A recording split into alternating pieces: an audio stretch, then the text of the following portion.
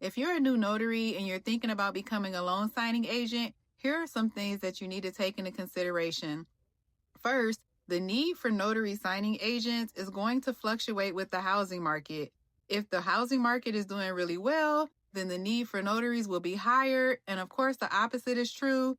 If the market is not doing so well, then the need for notaries is going to go down. And in some places, depending on where you are, it can completely dry up altogether. Also, if you're planning on working with signing companies because you hear it's easier for you to get work, something that you also may need to consider is the fact that hundreds of other notaries are signing up for these same companies and you guys are all competing for the same jobs, and they're often first come, first serve. Usually more experienced notaries who do really well with their job and their work ethic, they may receive the direct calls from some of the signing agencies. So again, it can be a little tougher for you to get jobs, even if you're signed up with a signing agency. And you also want to consider the fact that signing agencies will not pay you the full amount that they receive from the title company to do the notary work. A title company may pay them $150 and you may only see 75 of that. And of course, you're the one that did all the work.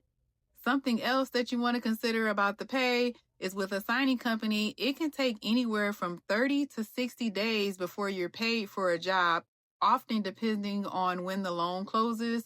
So that's something you want to consider. And I've also heard stories of people who just did not get paid ever for completing their work. They never heard from the company again and they never received payment.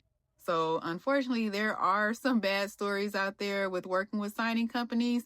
So those are things that you may want to consider when you're thinking about becoming a signing agent. Also, if you work directly with the title company, they almost expect you to be perfect because you'll be working directly with escrow offices and attorneys, and there's little room for error.